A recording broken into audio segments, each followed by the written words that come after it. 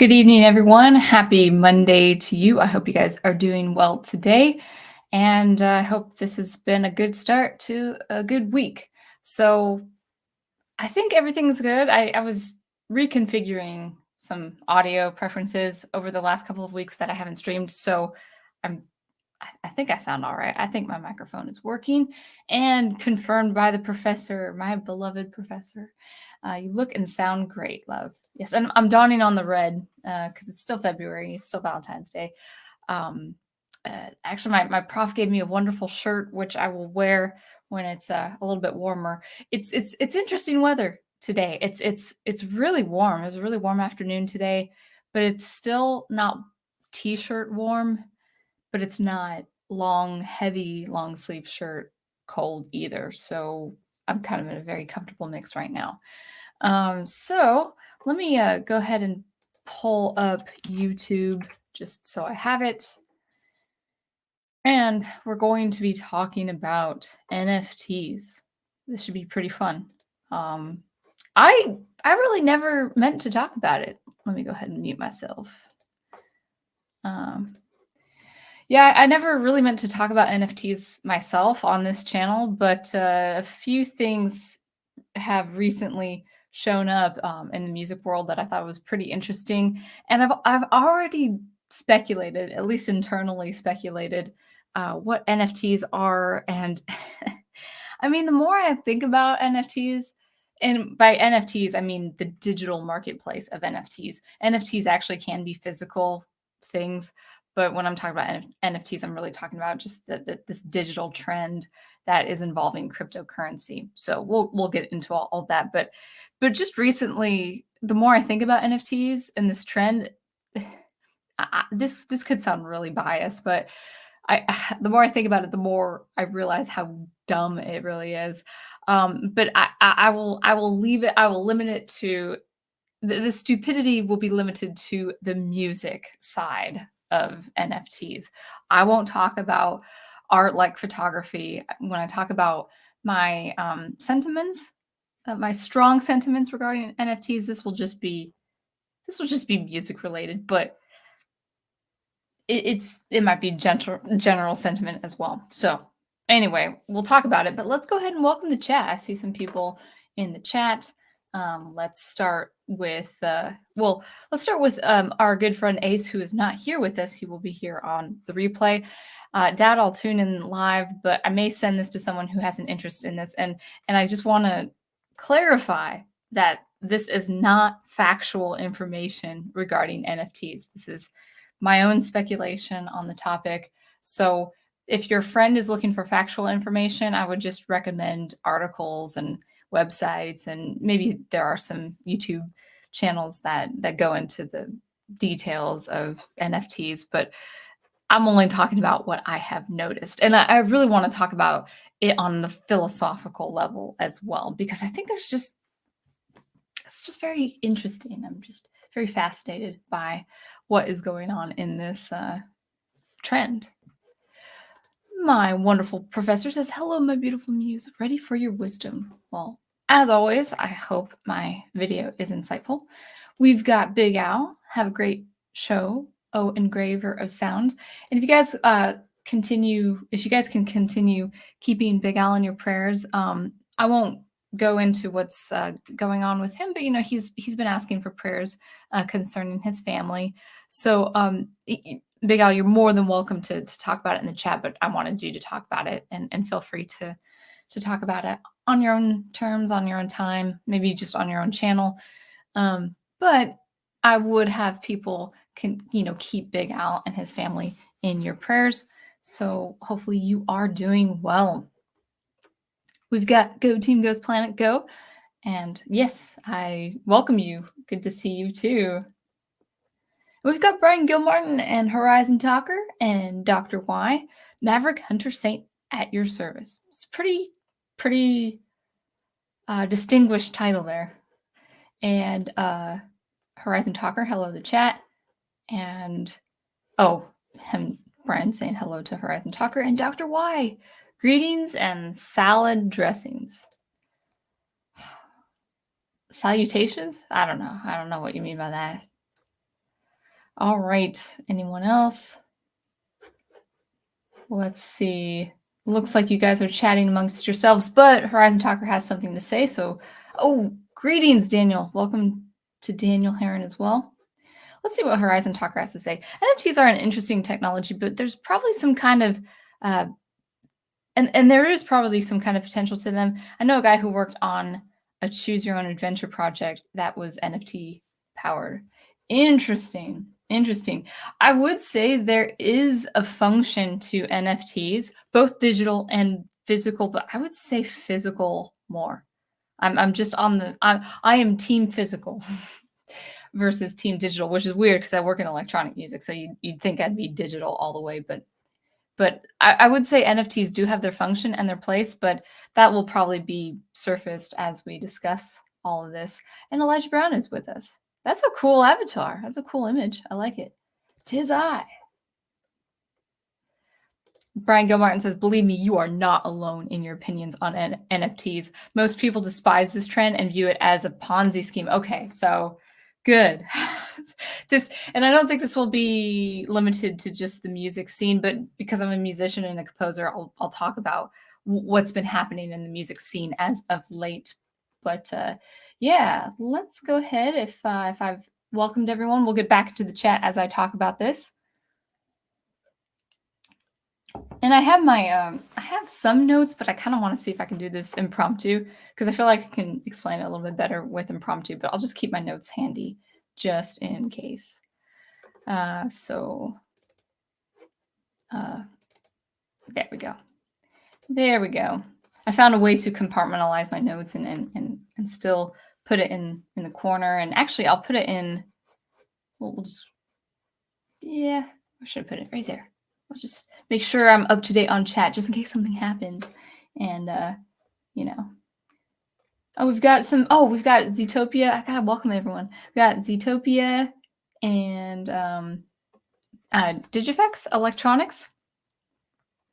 And I think that is it. I actually won't put up any comments until I'm out of this document page, but so anyway, so let's get on with discussing NFTs, and we'll certainly see how what you guys think of it. And again, let's just start right off the bat with full disclosure. The first bit of disclosure is this information that I give you should be pure speculation. This is based on my own observations and my own sentiments. This is not meant to be factual in any way. This is just my own opinion of this new digital trend that we know to be NFTs. Now, NFTs, non-fungible tokens, they actually can be physical as well. And we'll get into the basics of what an NFT is, but it can be physical. But the interesting thing about this trend is it's pretty much been exclusively digital. Not to say NFTs haven't been around in the physical space, but I would say people are knowing it to be digital tokens that are non-fungible. So when I talk about NFTs and my sentiments and my opinions and my speculation on NFTs, I'm actually talking about the digital market space. I'm really not talking about the physical. In fact, I would side with the physical, and we'll talk about the physical in a little bit. So I want to talk about what an NFT is, what's been going on in the music world recently concerning NFTs, at least in my Twitter sphere of influence, and then also the the philosophical problems of NFTs, of digital NFTs, I should say. Just yeah, some things to think about, and maybe some things that people might not be considering. So let's go ahead and get started. Let me grab a swig of water.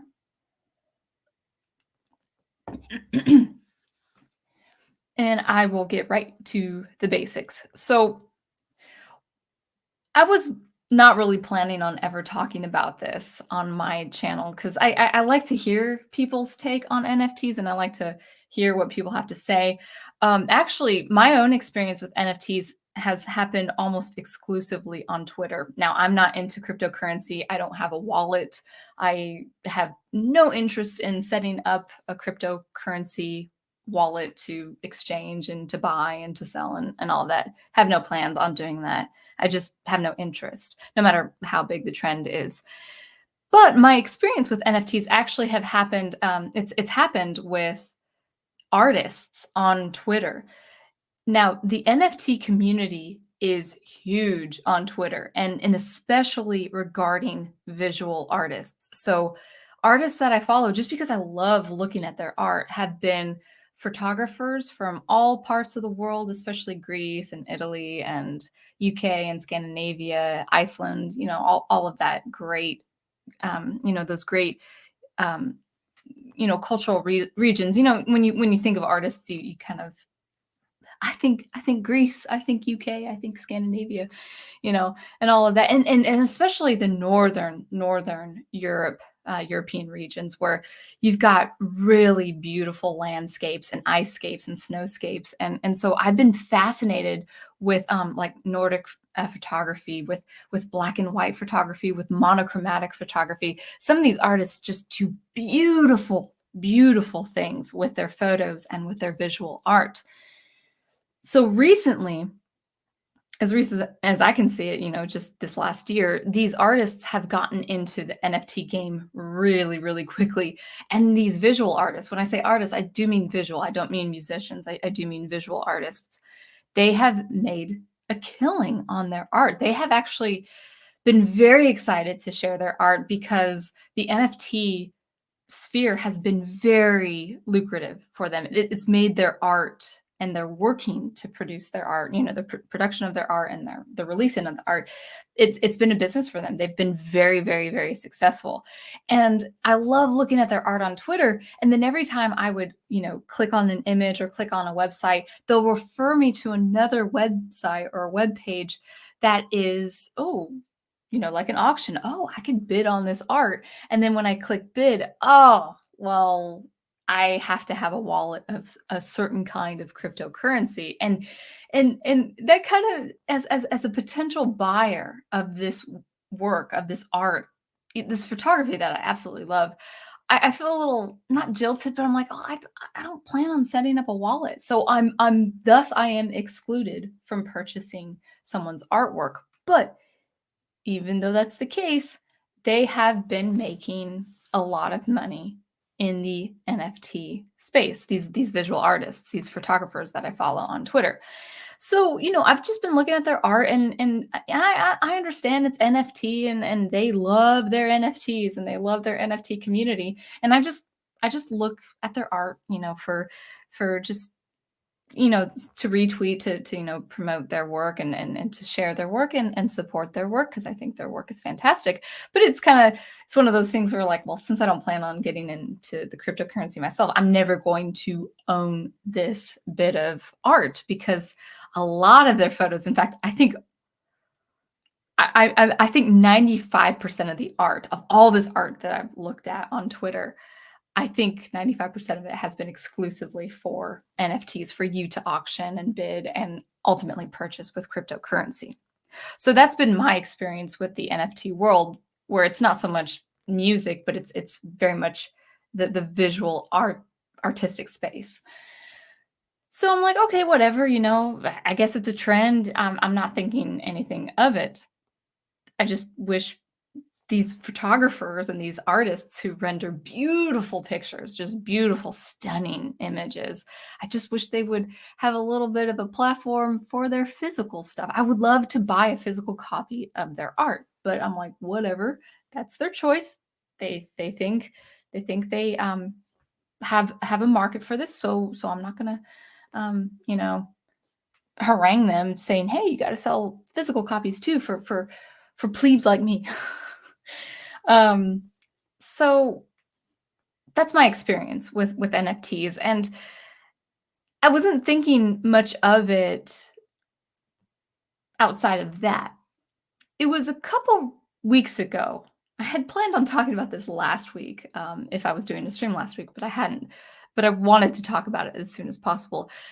But at the beginning of February, there was a major explosion on Twitter among artists and musicians who work exclusively in music, composers, musicians. So when I say artists now, I'm talking about the music side of art. There was an explosion on Twitter with game composers, arrangers, people who cover video game music, people I follow who cover video game music, and they do it really, really well. There was an explosion of these guys on Twitter just retweeting and getting really, really angry at the NFT community and trying to boycott NFT, so to speak. They're trying to really berate the NFT and the NFT community, not the people themselves, but the concept, the trend that is NFT. And I was thinking, well, what is this about? Well, after going through several retweets, like this was like viral among the musicians a couple weeks back. After looking through it, I realized, to my shock, but not so shock, it turns out there were two I found that they're closed down. These two websites I found that are closed down now. They're inoperable, essentially, effectively. There were two websites, but I'm sure there were a lot more that were basically scamming musicians and music artists by auctioning their music to NFT bidders. So effectively, they were saying, hey, go ahead and bid on this piece of music that I have no rights to. I have no license to do this, but basically people were able on this platform, on this website, a couple of these websites, they were able to bid on a piece of music. What does that look like? Well, if you know music, it's essentially you're bidding on an MP3 file or a WAV file, but you're effectively bidding to own this piece of music. Well, again, we'll get into the nature of what NFTs are in just a little bit. But that was part of the scam is, by common knowledge, by the public's general knowledge of NFTs, if you purchase something, the original stamp of an NFT, you effectively own that NFT. You own that piece of property. Well, in music, you can't, if you don't have license to that music. You can't own that music if you've not been given permission by either the independent artists themselves or the label, the record label, or the mixing and mastering artist. Maybe you have rights to a composition, but you don't have rights to the mastering. I actually have a piece that I have the rights to the composition, but I do not have the rights to the final mastering product. I did a piece for an underground radio in the UK a few years back. I don't have rights to the mastering of that composition. So it's a very, very sticky situation where these bidders, I don't know who they are and how they can think that they own the music, but these guys bid on a piece of music, and then these scammers take the money, and they're not paying the artist, they're not paying the musician, they're not paying the record label. So it was a major, major scam. And a couple musicians who were the scammers got a terrible amount of backlash for doing this. And so I checked the websites just before going on, and these sites, Hit Piece was one of them that I remembered. It's inoperable. There's nothing. 2 weeks ago, there were hundreds of artists and hundreds of pieces of music that you could bid on and own if you bid the highest or whatever. Well, that's totally gone, and rightfully so. It should be gone. So that was my interest in NFTs, where musicians, independent artists especially. I don't know if the major players like the like whoever is the most popular, like Taylor Swift. I don't think she was.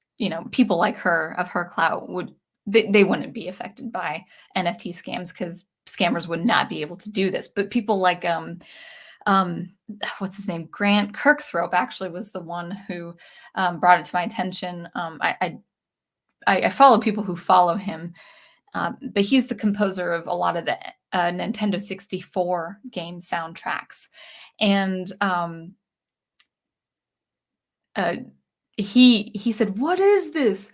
And he had a screenshot of his music up for bid. And then all of a sudden my Twitter just exploded with all these composers and musicians saying, "What is this?" And everyone's all swearing, and they were a lot of people were really mad.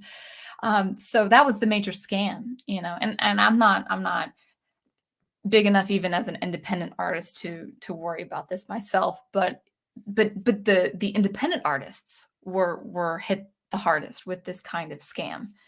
So that was my interest in understanding what NFTs are, and my wanting to talk about this. I thought that was a really interesting exchange I saw on Twitter, and it lasted for probably a good 3 to 4 days of just constant exposing this kind of scam.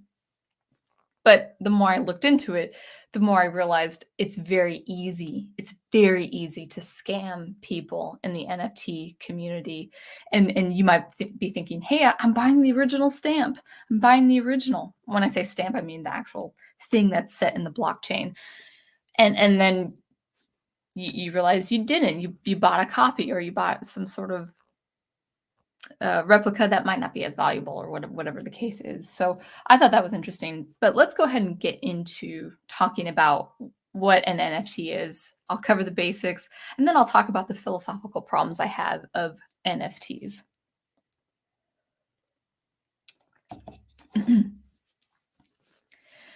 So what is an NFT? Well, as people know it to be, it stands for non-fungible token. And basically, all you have to know about it being non-fungible is it means it cannot be traded. It's not intended to be traded like currency can be traded. So I can trade a quarter for another quarter. I could trade, 4 quarters for $1. I could trade $1 for another dollar. So currency that can be exchanged with here's a dollar bill. If you give me a dollar bill, I won't lose anything.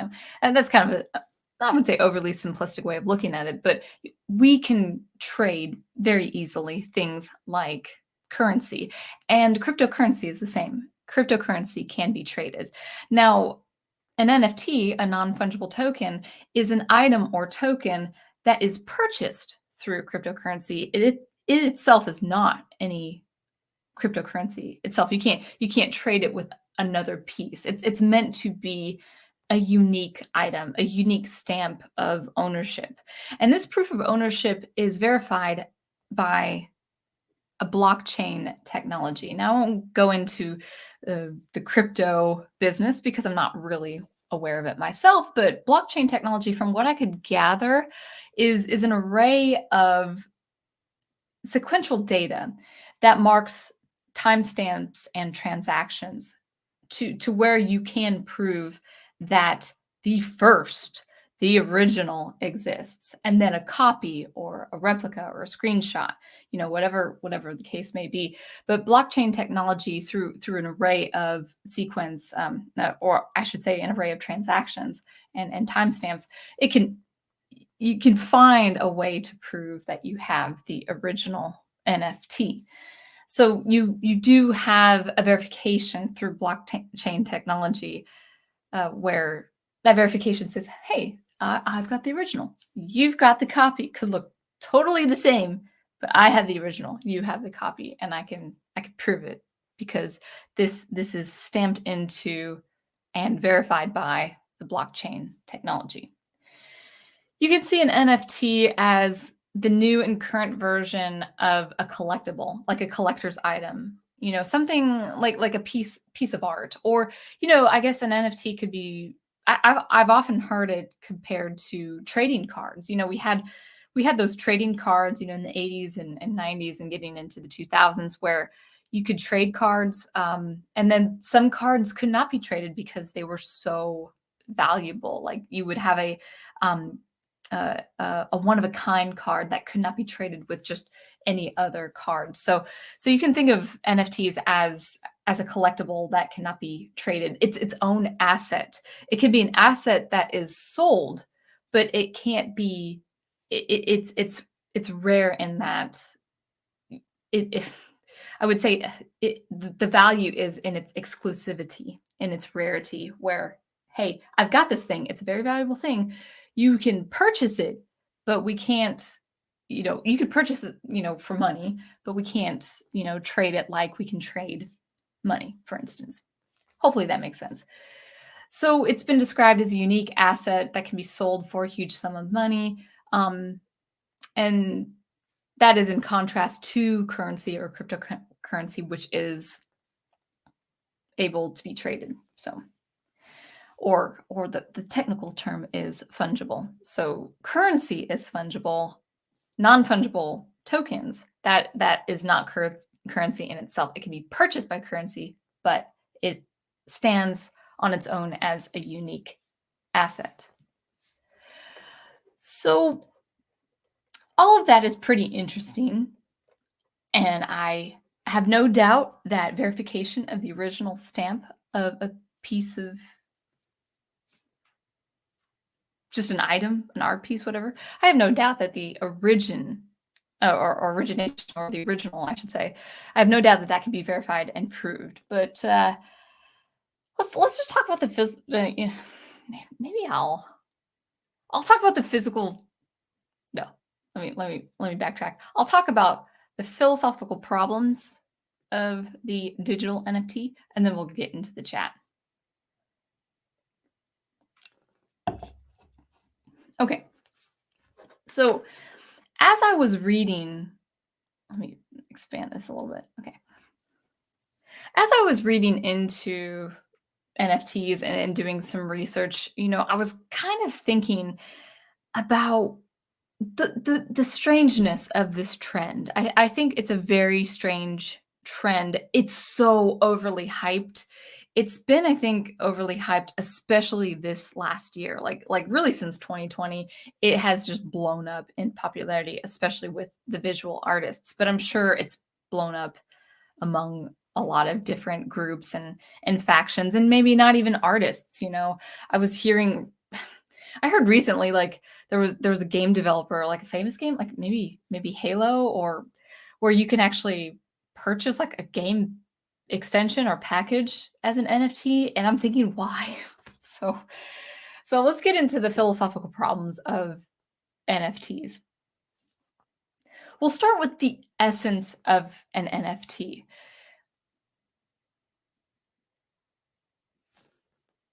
So I'll just go ahead and read my notes because I want to put my thoughts together. The strange thing about the NFT is actually the integrity and the essence of the NFT itself. When NFTs became a thing, when it started gaining a lot of traction, that NFTs were becoming a commodity, or at least something very valuable, it came to be that these digital creations of things were digital creations of assets of things that were already in existence. That's a lot to unpack. Let me see if I can say that a little simpler. An NFT is effectively a digital creation of the asset. Now, people might say, well, there's nothing wrong with that, but consider another thing.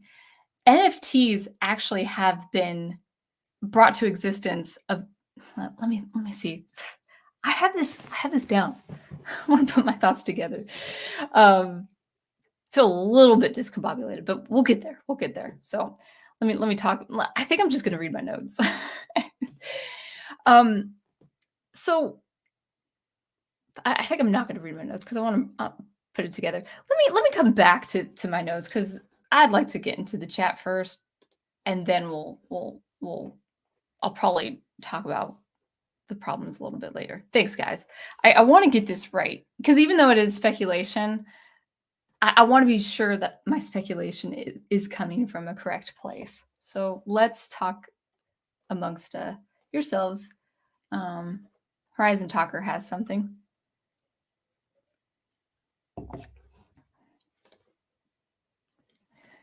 We're showing the comments here. There we go. Philosophically, I'm really disappointed at how many Wild West internet people have become old fogies and poo-poo NFTs. It's exactly the kind of thing that keeps the internet wild. I mean, I actually just would, I'm not saying NFTs don't have their function, but I am saying, I will say that there's a there's a side of NFTs that is actually quite unnecessary. And I'm all about form and function because I'm an artist, and there are things regarding NFTs that I can understand why people don't have much faith in the idea of the NFT community. Digifex Electronics says the point of NFT is like a tulip mania. They will be worthless. I don't know what that is, but I do kind of think NFTs will die off. I feel like this is kind of more of a hype, and this hype might last for like 4 to 5 years, but I don't suppose NFTs will continue to exist as something important. Oh, Horizon Talker wants to add on to this. They're not being used well right now, but nothing is when it's first discovered. I think NFTs will find their niche in e-commerce eventually, but I'm not sure it will be art related. I would say it's probably safer in the e-commerce world. But NFTs have been working in the art world as if it's a physical piece of art. And we'll get into that with my notes a little bit. All right.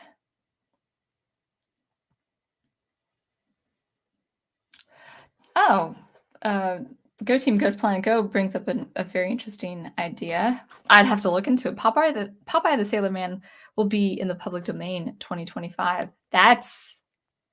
Honestly, that's probably for the best. The way people are just, the Hollywood elites and all the writers and stuff, that how they're adapting all these iconic characters. I don't want them to touch Popeye. Let Popeye be public domain. I think that will be a very good thing. And yes, you are right. Go Team Go. Some art and music is public domain. I think for music, I think the year is 1926, if I have that right. Maybe a little later now. Oh, interesting. Professor Geek says I'd love just to write a straight up Popeye story. That'd be great. That would be awesome. A large percentage of early eBay sales were scams. That's upsetting, and it means you need safeguards on the service, but it doesn't invalidate it. Actually, the reasons for my speculation would be why. Again, philosophical. Like I don't want to invalidate NFTs, but I will point out things that people might not consider. Like, there are NFTs that are now considered to be worth millions of dollars or hundreds of thousands of dollars, and at the end of the day, the art piece is going to be valued at whatever the public deems it to be valued at. So what that means is if the public says it's worth X amount of dollars, then it's worth X amount of dollars regardless of what the art is. I mean, there's that's true with the physical art world. It's like, oh, let me splash white paint on a white canvas and let me call it a contemporary masterpiece, and higher ups, people who want like contemporary art in their living room, like really wealthy people, it's like they'll bid a lot of money on this white paint on a white canvas, so I mean that kind of stuff is done in the physical space as well. But yeah, I would say NFTs probably will have their function, but because of the hype, people are overlooking a lot of legal things, that they'll run into some legal trouble with that. And the inaccessibility of people like me who has no interest in cryptocurrency, and to want to buy a piece of art just with a debit card or cash, then it's like, yeah, I guess I'm excluded from being a potential buyer there. So there's a little bit of problems to be had there.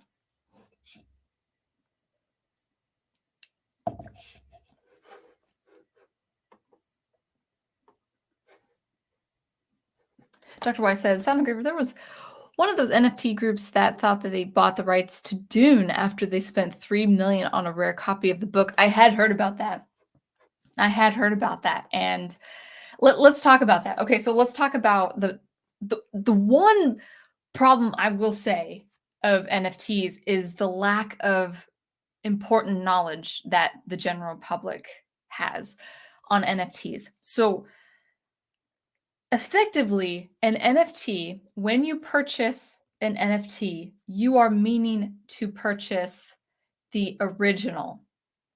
In the digital space, you are meaning to purchase the original stamp read through the blockchain array and saying, that's an original, that's mine, I own it. Fair enough. You know, when you do that in the physical space, you want to be sure that this is the original, or maybe there's been no other painting. I want to buy that piece of art. Maybe that artist will excel later in their life, or maybe after their death they'll be really well known, and my original painting, or the original painting that I bought of this artist, you know, that will be valued at, you know, X amount of dollars, but right now it's mine. I own it. That's the intent of purchasing an NFT is I want to purchase ownership. I want to purchase ownership. That should be the goal of the NFT. So I think by and large people have that knowledge. Unfortunately, like what you were saying, Dr. Y, with that example regarding the Dune copy, it's that's where the scam happens. It's like, let's prey upon the somewhat knowledge of the gullible and say, well, hey, if I have this, I have this really old book, you can purchase it. You own this old copy of the book, but you don't own the rights to that book. If I have that correct. Um, Yeah. So this person suspected that they bought the rights to the IP Dune, or to the story at least, because they had bought an original old copy for 3 million. And that's where scammers will prey on the gullible, because effectively that's the right intent to purchase ownership. But what this person failed to realize is the ownership only came from for you know, owning the physical book, not the rights to the story. So I think people really would prey upon the gullible of that kind of thing. It's like with music. So with music, when if you guys see an NFT site and there are artists, you know, on this web page, and you could say, hey, you know, place a bid, you know, place a bid on this piece of music that's being auctioned by this artist you love so much. Well, really, what's the point of placing a bid when you, first of all, you do have access to music streaming platforms that that artist will be on. You have access to purchasing an album of that artist.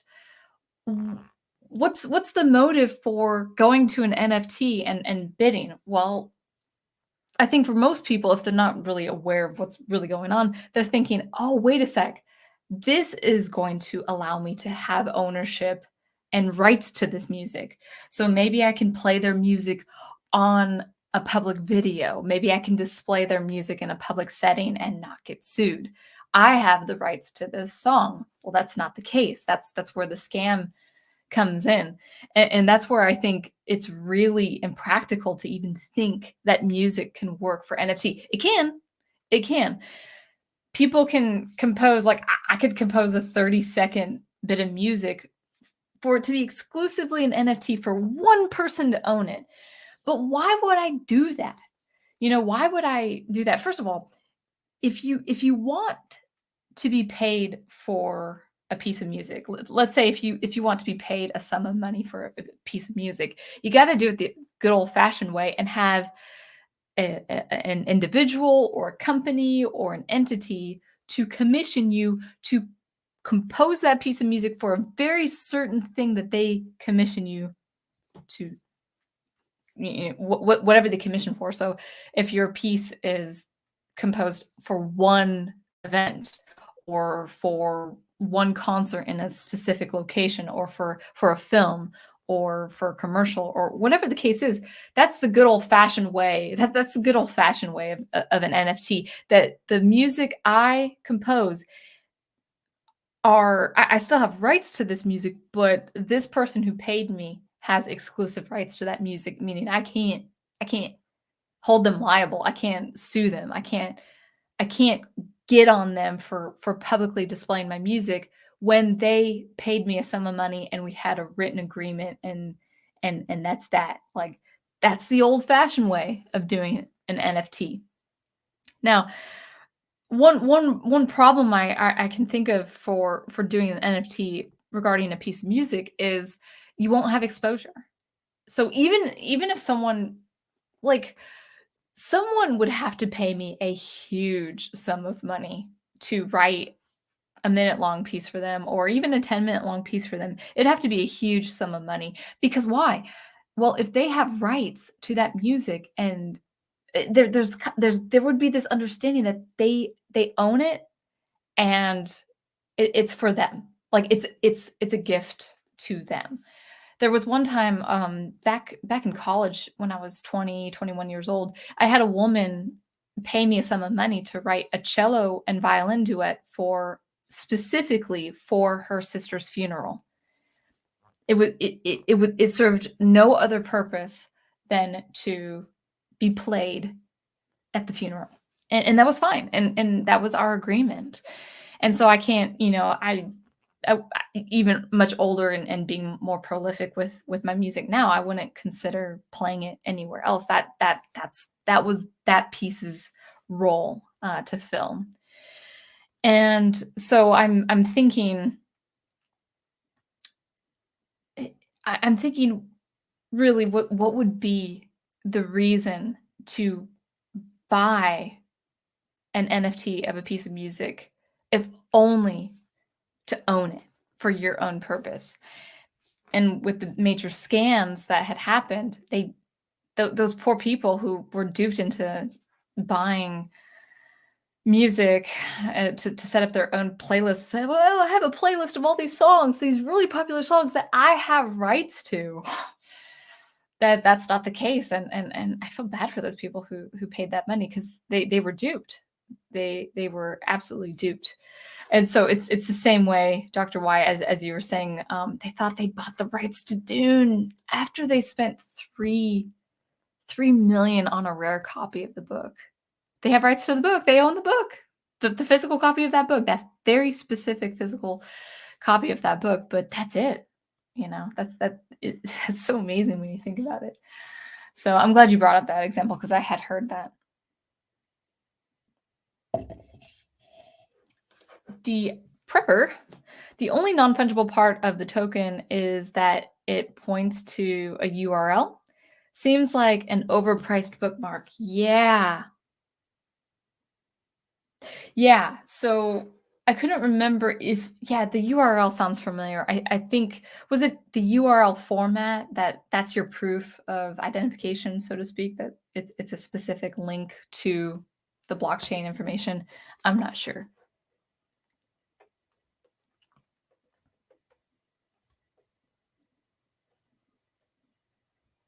Interesting. Dr. Y says NFTs are the digital versions. NFTs are the digital version of fidget spinners. They were everywhere back in 2017 and 2018. Yeah, all my project managers that I worked with at the office, they just kept spinning their fidget spinners, but now they're hardly anywhere. That's interesting. You're right. I don't see them anymore. You're so right. Interesting. The thing is, NFTs have no value beyond what other people give them, and they usually overhype that value. Yeah.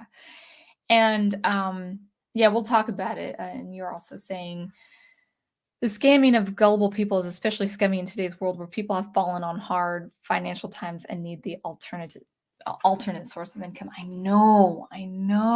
It's like, to Dr. Y's example of the Dune book, I mean, maybe if they're feeling hard on their luck, they could try selling it for the same amount of money. I don't know. I certainly don't know, but let's go ahead.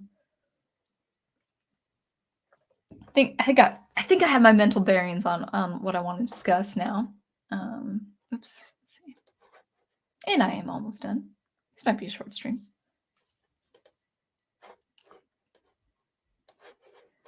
Oh, I keep. There we go. There we go. Let me go ahead and make this bigger. There we go.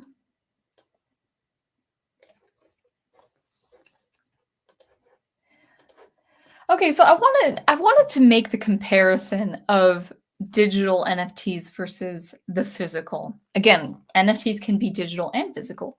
They can't be traded. They are their own unique asset. It is in the physical space as well as the digital space, but I wanted to talk about the philosophical problems of the digital NFT. So the first thing I wanted to discuss actually was the excessive excuse me. The first thing I wanted to discuss was the accessibility of an NFT. So one reason why I find it strange that digital copies or even the original of the digital thing, even if you have the original of the digital thing and it can be verified by a blockchain, I find it curious that it could be hyped up to such an extravagant value. And the reason for that is what a lot of people think also I've seen is that you can just as easily take that image. Let's say it's an NFT image. You can show, let's say someone shows their original stamp saying this is the original, I own this. Well, the person can take a screenshot, they can download it, or at the very least, they can view it. So basically, any internet user has access to viewing, downloading, and replicating an NFT, even an original NFT, to where it looks the same, to where the average Joe can't verify who has the original because it's the same. Whereas before, to access an original art piece, you actually had to go somewhere. Well, it's still true of the physical space. You have to go somewhere, whether it's a museum or maybe it's a wealthy person's home. To get to an original art piece, a physical art piece, you go to a location. So maybe there's an original art piece that I would like to see that's in Europe, or maybe somewhere in Italy. Maybe there's a structure I want to see in Italy, or an original painting, or an original violin that is housed in Italy. So therefore, for me to see it, I would have to go to Italy to see the physical thing myself. So it would require expense and it would require a lot of traveling to go see that. Or even your local art museum. It would take effort, some travel, some expense, some time to go and behold an original art piece. And that which was highly valued, or that physical art piece that is highly valued, requires time, expense, and effort to see and behold. Whereas the digital art piece can be viewed. So again, going back to the artists that I follow on Twitter, I can see their art all the time. I can spend hours scrolling up and scrolling down and clicking on images and looking on their web pages and looking at some very fine art. There's nothing stopping me from seeing what their art looks like. And it is indistinguishable, to the human eye, and really to the human specialty. It's indistinguishable I would say it is impossible unless you actually have physical or digital verification. It's actually impossible to distinguish the original digital NFT from the copy. Now, someone could contend with me and say, well, no, programmers and IT consultants, and they can show you, yeah, you're way off base. This is definitely a copy screenshotted way down the line from the original. But I just wanted to talk about that, the accessibility I think I said that right. The accessibility of the NFT. That's actually, I would say, a problem philosophically, because you've got the internet. If you're watching me stream, you've got the internet. I'm streaming. I have the internet. You and I, and whoever watches this replay, and the hundreds and millions of people, and even a few billion people. Well, I don't know if a few billion. The people who have access to the internet can view the art piece instantaneously, just by looking around. Whereas the physical art piece is very, very hard to see, to behold, or even to handle. Like, if you wanted the privilege of handling an expensive, highly valued art piece, you have to go great lengths. You have to cover a large a bit of distance, I would say, to get to that piece. Or you would have to have special connections. Maybe it's an heirloom of a family member, or maybe it's connections with a wealthy business person. But you either have to have the expense to get to that art piece in a museum, or a beloved cultural icon, like in Europe, like in Italy, for instance, or just you have to know someone who has a lot of acumen and wealth to be able to have ownership of that art piece. So that's something that people aren't really considering when it comes to the value of a digital NFT. Is even if you don't own it, you have access to it. Whereas a physical art piece, you don't have access to it. If you don't own it, you have to get to it by some means, by one way or another. You have to get to the physical art piece. So that's the first philosophical problem I would say comes with digital NFTs.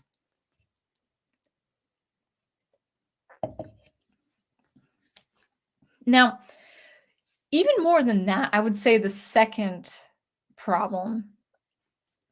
philosophical problem of digital NFTs is actually, comparing the physical world to the digital world. And we just did that with, the digital NFT versus going to the physical art piece. But I wanted to talk about a very important thing that people do when getting their pieces of art, whether, cleaned or maintained or appraised or whatever the case is. The question I want to bring up is, who can really be contacted? Who can you contact to verify the originality or the original of a digital NFT? Now, there are websites that are accredited, I would say, for the NFT world, for the NFT sphere. That there are, I think OpenSea is one of them. I haven't really looked into it myself as far as research, but there are websites for this very specialized digital marketplace. But I went on OpenSea, and the one thing I noticed, the one thing I was looking for that wasn't really there, or if it was there, it was really, really hard to find, and that was the contacts. Who do I contact? Who can I contact to verify for me this original stamp in the blockchain? Is it an IT consultant? Is it a programmer? Is it a specialist? Is it the CEO of this platform itself? Who do I talk to? Because I'm not a programmer. I'm not a digital person. I don't read binary. I don't read ones and zeros. Who would I contact to verify the original? Who would I contact who's the specialist that could distinguish the original from the copy, the original from the replica? So I'll give you a practical example. In the physical world, I'm a violinist, and I've had experience going to a violin maker to appraise an instrument for me.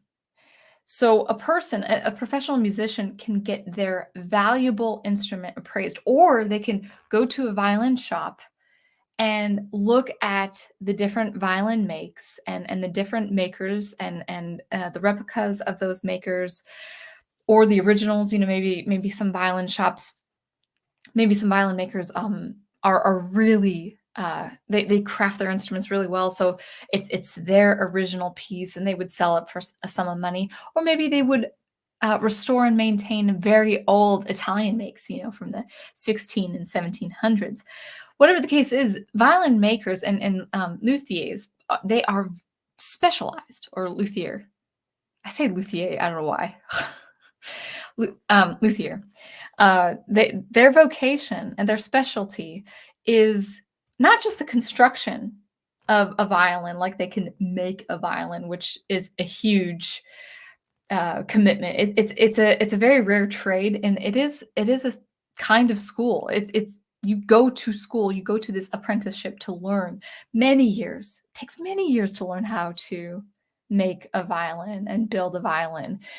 And in that education, in that vocation and trade, the violin maker knows what goes into a good bit of construction, a good piece of wood for the plate of the violin, for the face of the violin, for the back of the violin, for the peg box or the scroll box, for the pegs, for the supplemental pieces like the tail piece.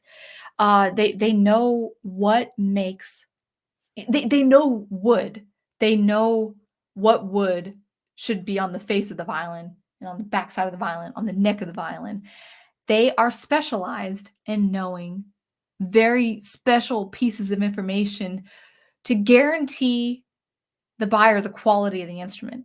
So if a person comes in a violin shop, maybe the violin maker wouldn't know right off the bat who made this, but they would be able to ascertain, is it a high quality instrument or is it a cheap knockoff? A lot of people find in their attics violins, and they're usually cheaply made violins made in China. And they'll have like cheaply made violins in China that will have a little sticker that says Stradivarius. Not even Stradivarius copy. They'll have a little sticker that says, "Oh, I got a Stradivarius." No, you don't. You don't have a Stradivarius. You have $100 instrument and maybe a $50 bow. And so people, the violin maker, I know how to ascertain high quality violins too, but not in the way that a violin maker would. They would know how to appraise an instrument for whatever the value that instrument holds. They would know the quality of the wood. They would know the quality of the supplies. They would know the quality of the bow, the quality of the frog of the bow and the bow hair. This is a very rare specialty that violin makers have. And there's something very intimate and very personal about going to a violin shop, not a generic music store like Guitar Center or Music and Arts, where they manufacture and then they distribute it to the stores. No, going to a physical, very small. It's usually a very small shop. It's usually very dusty and sandy. Sometimes you'll have little dogs running around.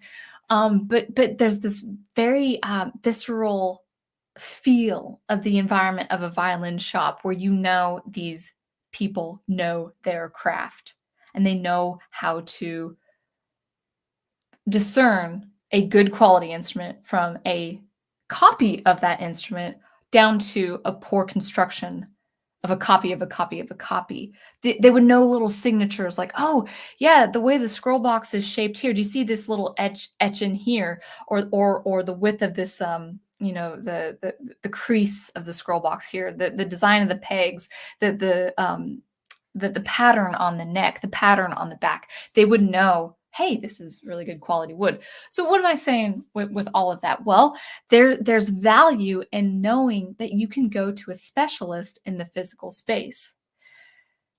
I'm using the violin maker as an example, but you can go to an art connoisseur. You can go to even a professional pawn shop where they say, hey, actually, no, this isn't good at all. Oh, you have this piece of this. This is really valuable. So going to those people with that kind of specialty, you can get that. You can go to a physical space. It's easier to get that kind of specialty confirmed in the physical space.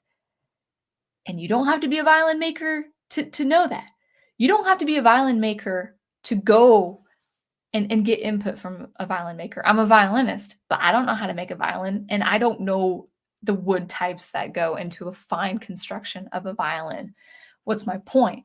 Well, it's like, I guess unless you really knew blockchain technology and the programming that goes into that, where's your confirmation that you do have the original? Like, is it consulted? Do you have like a consultation through an email? Now, this is just speculation. There could be a really professional way of getting this specialized information, but there's something about the physical space that you can actually the everyday man, the average Joe can be rest assured that they can go to a specialist and get very important information confirmed, like the appraisal of an instrument. So that's kind of my point is, now even as a professional violinist, I can say with the maker, like, oh yeah, this sounds like a $10,000 violin. Like I know the sound of a violin and the feel of a violin to say, "Hey, I'm gonna guess that this is between $8 and $10,000." And then I'll play another violin like this is $100, this is $200, you know? So I have the feels there. But even if I didn't have that as a professional, or maybe I wasn't a professional, maybe a parent of a child who's just taking up violin lessons, they have that guarantee, that stamp, that guarantee, that stamp of approval saying, "Hey, you're gonna want your child to have this quality instrument even at their level." But where can the average Joe go to with the blockchain? So with this OpenSea website, and guys, if you want to confirm, maybe you have better insight than on NFTs than I have, but I couldn't find where to contact people. So it's like, okay, I bought this, so how do I confirm it? If there's a special way, then that's cool. But there's something about the digital, like it's just a screen. Maybe I'm reading it into it just a little bit. Maybe a little bit of bias is happening in my speaking, my sentiments here. But there's something about an email confirmation saying, "Yep, this is the original," versus actually going to a physical place like a violin shop or a pawn shop or something like that. When I say pawn shop, I do mean more people who are in the game who know how to professionally appraise things. Not just some, you know, well, some holes in the walls are good too. But that's kind of my ideas there. Where I think people might not consider with regards to NFTs. So the first thing I was saying was the accessibility of the NFT. Anyone can access the NFT image in the digital space, not a physical NFT, a digital NFT. And then also, which do people, or which would people prefer, the physical world or the digital world when it comes to appraising something and getting its value? For me, I actually just prefer the digital space. So anyway, I'd like to know your thoughts there. Hopefully that made sense. Again, this is just all um, uh, this is just all. Thanks for whoever took care of my comments.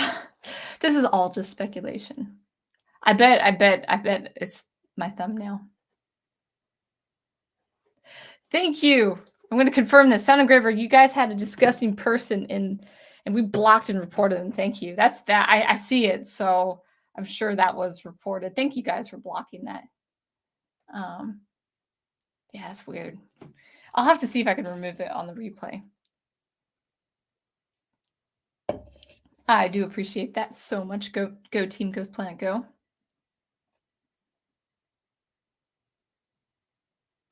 All right.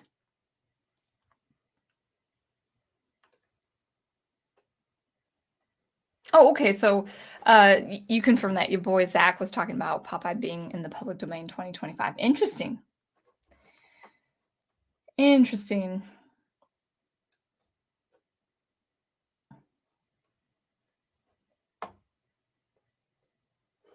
Okay, Horizon Talker is confirming this. That's cool. In theory, or confirming by theory, in theory, it gives you a level of copyright privilege on the content at the URL. In practice, I'm not sure U.S. law is equipped to deal with that part of it. That's probably interesting.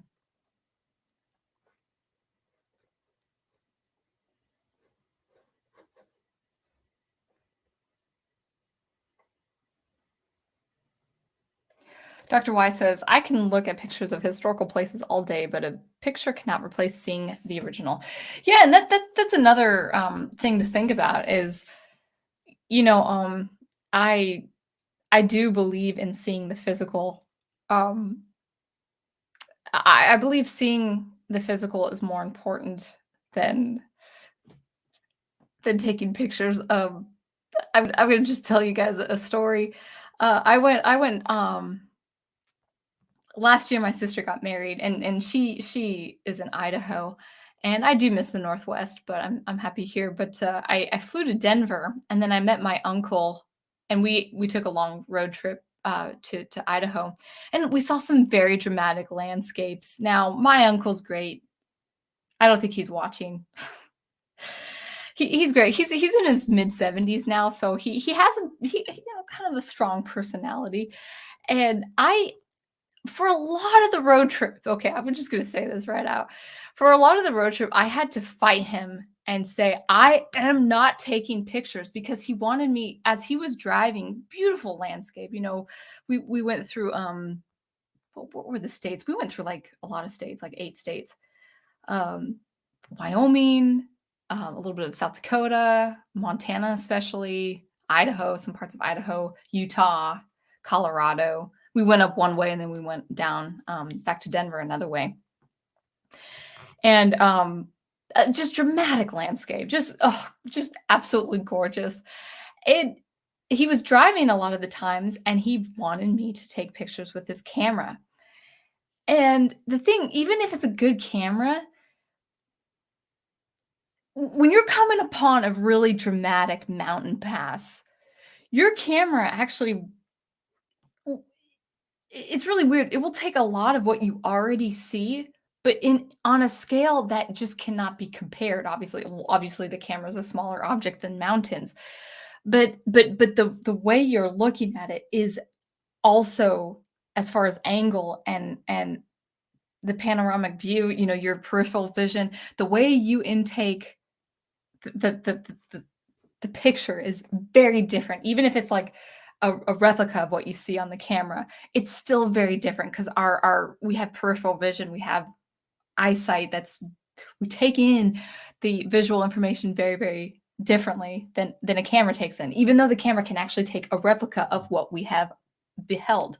But especially with driving, I was spending a lot of minutes trying to get the right picture, but, like, trying to, like, I was missing the dramatic landscape, and to the point where it was actually frustrating me because I knew I was missing much more scope and breadth and depth of this beautiful, like, the United States is just an amazing place, just beautiful dramatic landscape. I love road trips for that reason. And then finally I said, "No." Like, "Do you want me to drive? Because I'd rather drive and watch this and look at this beautiful stuff than take pictures and miss it myself." And I did actually miss a little bit. And there was one point that, and this was contentious sound engravers, I'm being honest. I said to him, he was like, "I need to show this to my grandkids," and there was one point where I said, "Your kids are not gonna care about these pictures like I care about watching this dramatic landscape." And he got a little huffy at that, but it was like it's you're so right, Dr. Y. Now, what I like about these um, photographic images of, like, Norway's landscapes or Icelandic landscapes is they conceptualize it. They actually make it an artistic conceptual image where it looks fantastical. It doesn't look real, but it's a fantastical representation of what is in Iceland. Um, so I agree with that too. Let me go ahead and check down the comments just to make sure I'm not getting like really bad. Uh, Okay, perfect. My lovely prof, my lovely, my handsome prof, my handsome prof said I hid him from your channel. No one will see it on the replay. That's good. Well, I mentioned it, so there it is. Yeah. Yes. I mean, I see it on StreamYard. That's pretty frightening, but I'm glad he's taken care of. No decadence on my channel, guys. No decadence. No vice. No decadence. Nothing.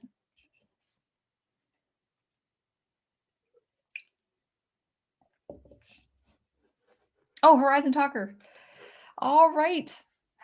Have a good night. Glad you made some points.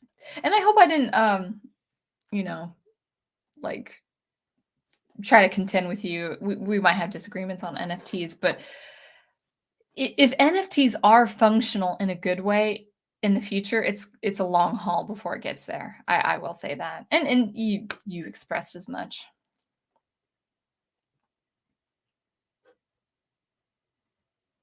Brian is right. People right click and save images from all sorts of places all the time. It's impossible to know what's original and what's secondhand. Yeah, that is true. With my thumbnails, I'm pretty careful, and with my album art, I'm especially careful. I actually have a monthly subscription to Canva, which would be effectively me having license to these images, especially to the professional images that are offered to the subscription. If you don't have the subscription, you're a little bit limited with what you can download or put. But I heavily modify the images too. Maybe I'll crop it. Maybe I'll have some saturation or contrast, to make the image look a little bit different. But Uncharted, Happy Anomaly, those were images that I have license to through this subscription, but I also changed it up just a little bit as well.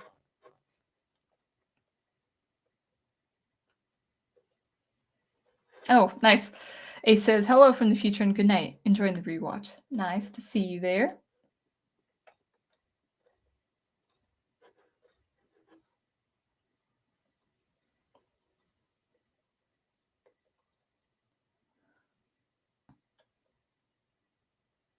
So, this is another story too. You can go ahead and tell them how I take too many pictures of Alyssa when we're at Busch Gardens. Yeah, there's one point where Alyssa wants to go to this roller coaster, and I'm like, let's just get there too.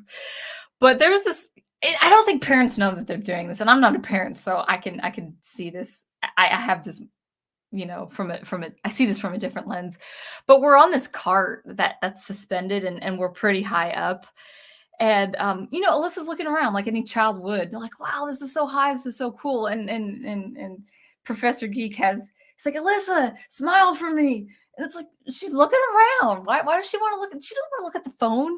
No kid wants to look at the phone when they're like, 100 feet up, suspended on a wire. Um, but yeah. But I understand the moments. My poor prof. He knows he's starting to see that, like, I'm not really a picture person myself. Like, I like the like couple of pictures, like, oh, this is a picture of picture of me at this time, maybe at this restaurant table or whatever. But if it's like constantly, I like, I'm here. Like, you just need one picture of me.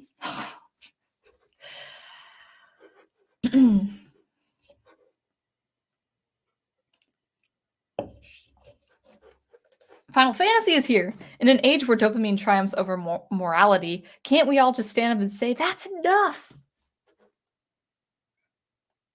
We're talking about pictures, right? Or are we talking about NFTs?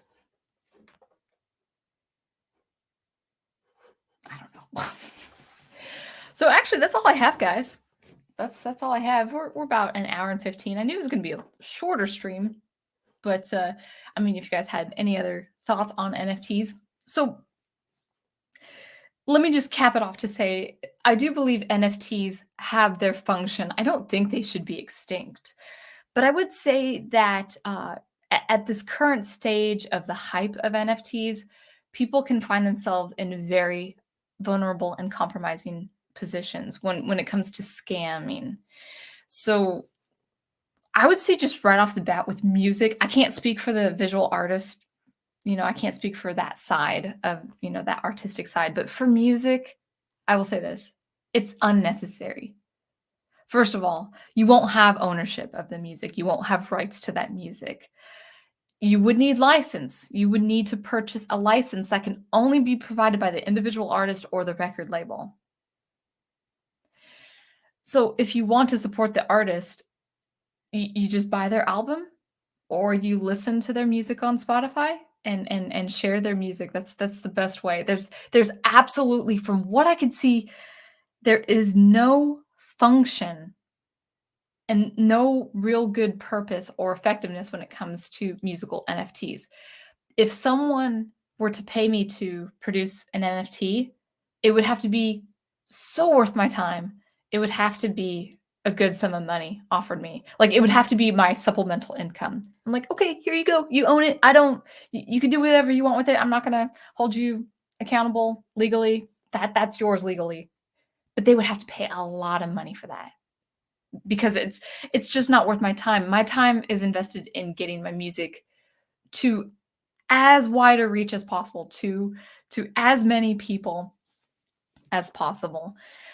That's just worth it. Even if I don't make a cent off my money, that's still worth it to me to have many people like my music versus the one person who would pay 10 grand for, a minute worth of music. So I'm not saying I'm against that option. If someone said, hey, I really want to pay this sum of money to you, would you do it? Of course I would, because it's money.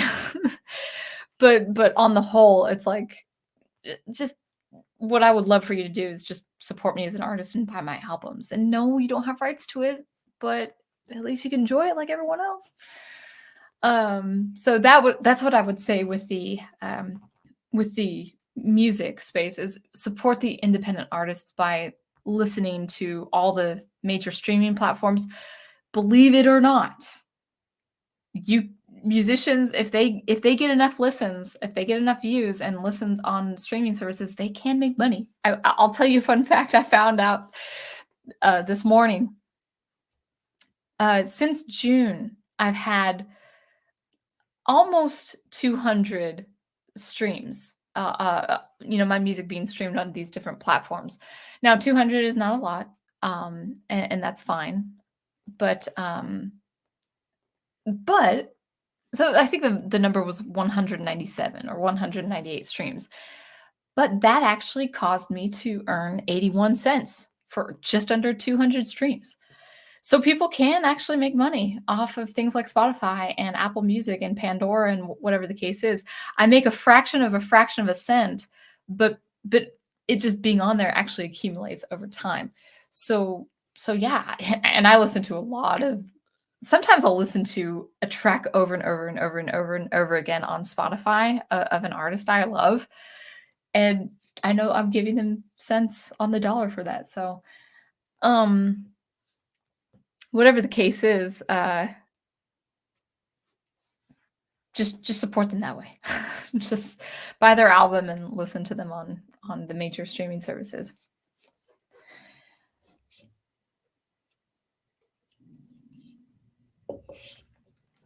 Dr. Y says, I'm a photoholic. I took tons of videos and photos on my last big road trip. Now I just video stuff with my GoPro. Oh, GoPro. I forgot about that. Yeah. I think, did you guys ever see that viral video on YouTube? That GoPro viral video? This was years ago. But one guy, I can't remember if he was on an airplane or a hot air balloon, but he was on a certain height. And he just decided to drop his indestructible GoPro camera. And so the GoPro camera did a free fall for a good 50 seconds or whatever. And it landed in a vegetable garden, and some farmer's pig was like sniffing it and investigating what this was. But yeah, GoPro, I remember that. I'm sure that's a pretty sweet bit of equipment.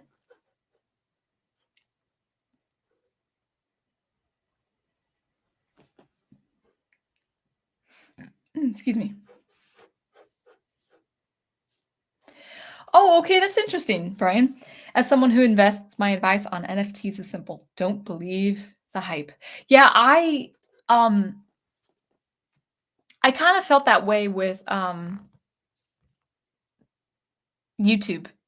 Uh like there was a time, and there still is a time, but there was a time of heavy banning on YouTube with dissenting voices, and a lot of these people, a few people that I followed as a subscriber actually moved away from YouTube because YouTube wouldn't let them monetize their videos or even post videos anymore, and so they went away to BitChute and other places like that. And I'm not against alternative platforms, but the hype around, I think it was BitChute. There was some major hype around BitChute, and I'm not against it. In fact, I think I have an account, and I'm not deleting the account.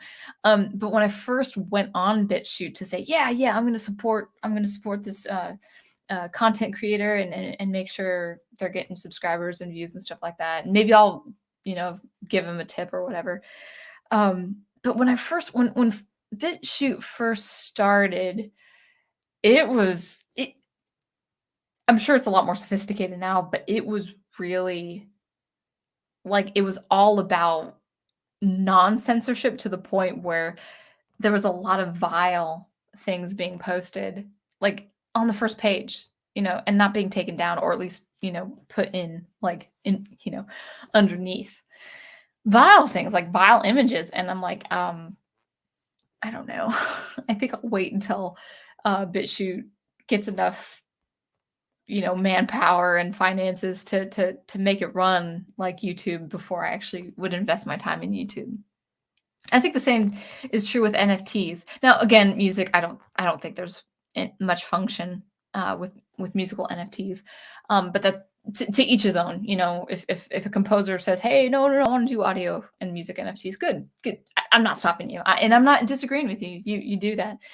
Um, but I think with something like with visual art, I think it can be functional, or e-commerce, as Horizon Talker was talking about. Uh, what was I saying?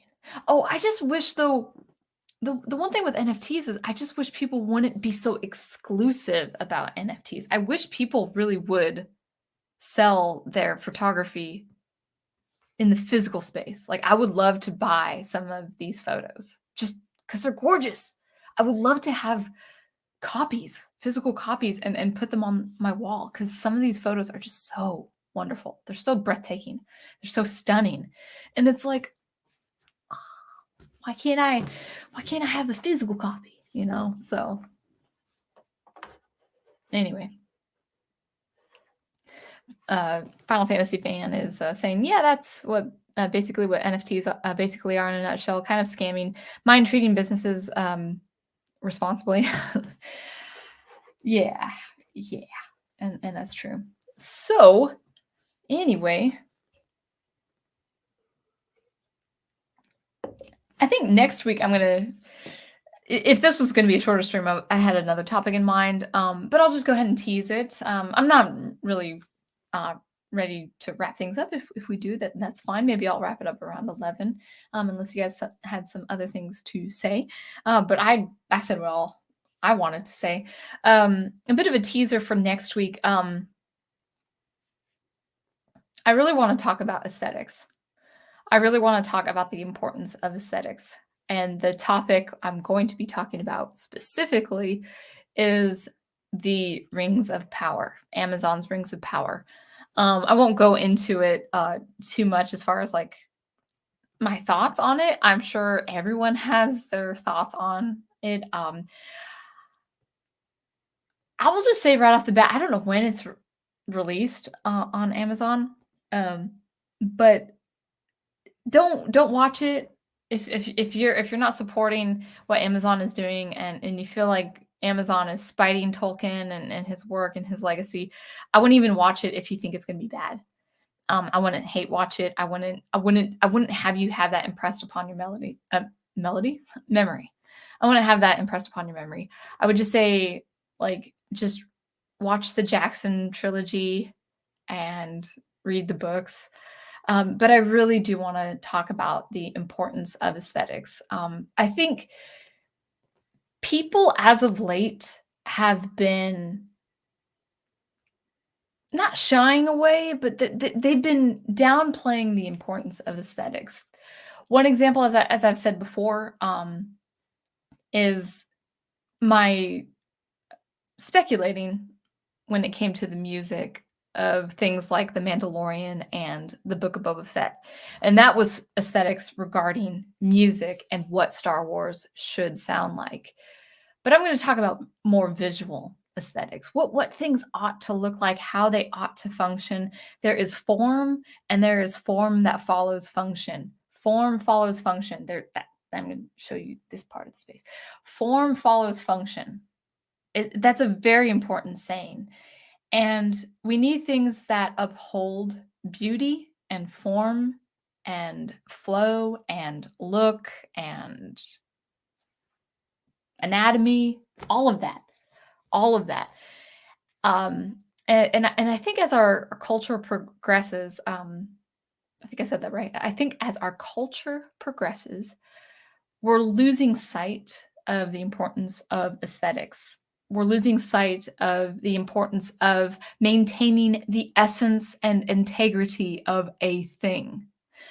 Now, I'll just leave it with a little bit more of a tease. The downplaying and even the discriminating against aesthetics was nothing new in the liberal arts education, so that's a given.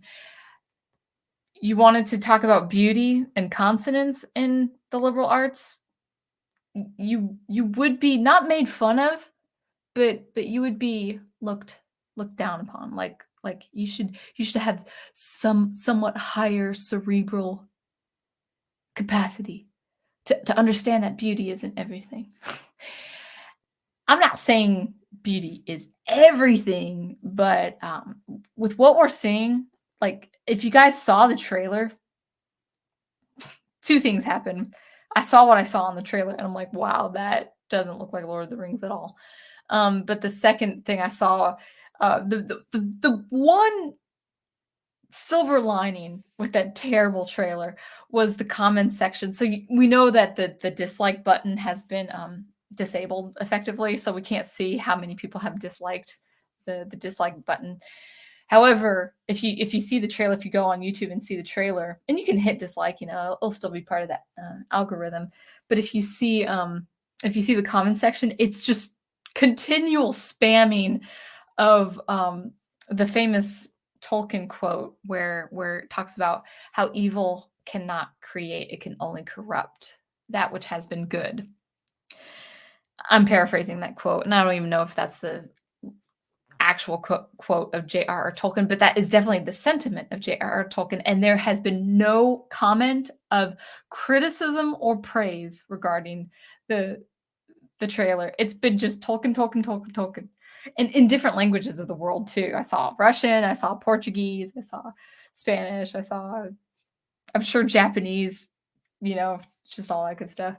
So in any case, I think that's what we'll be talking about next week. So the importance of aesthetics. So that'll be fun. It's a current topic. We got to talk about what's going on. That is for sure. Let me go ahead and nab these comments here.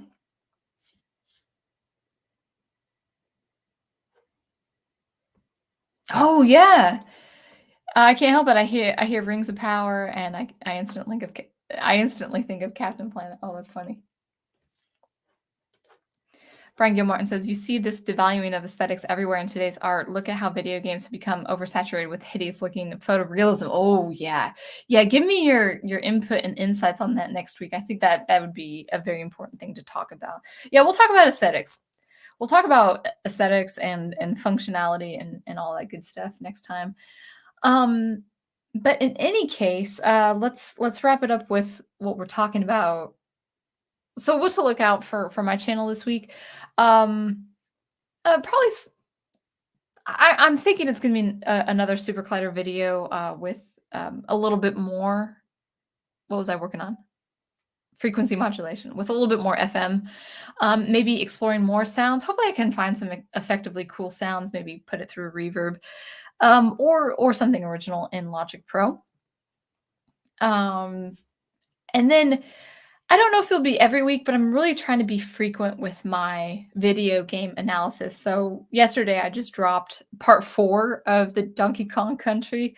It it it, it was a long time coming. I mean, the last one I dropped was last March. So it was it's been a while, but I would like to be frequent going forward from now on. I said on my community tab that I wanted to do Final Fantasy, and I still do want to do Final Fantasy 4. I have the notes for it. I just need to record it and record some music and visuals. But I would just like to knock out the Donkey Kong Country trilogy because it's thematically linked. It's going to be the same visuals. I can record it very easily. So that is the plan. I have that was part 4, including the intro. I think I have 2 more short videos, or maybe even 3 short videos of Donkey Kong Country, and then we'll get into Donkey Kong Country 2, Diddy's Conquest. So maybe not so frequently as week to week, but at least I would say at least bi-weekly. I'd like to at least do a couple a month. And so you can be sure to get more gaming commentary, soundtracks, score and analysis, including things like Logic Pro and SuperCollider, and commentary on our Monday nights. Oh, let me clarify. Brian Gilmartin, didn't you already do a stream about Final Fantasy IV? Yeah, I talked about the music. I think it's about 4 weeks ago. You'll see the cover. So it was streamed about 3 to 4 weeks ago. I can't remember exactly. And you'll see the cover, Final Fantasy IV. I will do a fixed video, after I complete the Donkey Kong Country series, because I'm working through Final Fantasy V. I'll soon get into Final Fantasy VI. I love Final Fantasy V. I just can't get over it. It's great. But there will be a fixed video on Final Fantasy IV. Oh, okay. Well, congratulations. You got a new job. So that's fine. Life happens, and unless you're a YouTuber making money, YouTube really is a hobby, and things do come before YouTube if you're not making income on YouTube. So that's that. So yeah, be on the lookout for some more SuperCollider, Logic Pro, and also some soundtracks. And just be tentative on the book study this week. If the prof does have a book study, it's going to be on his Catholic Bible Geek channel with The Return of the King, but that is tentative, and prof will confirm it. Not today, probably, but look for it tomorrow, or if it's not there, then be on standby for that. So thank you guys so much for watching, listening, and engaging. Until I see you next, always keep producing the art and preserving the art you love, and I will catch you next time.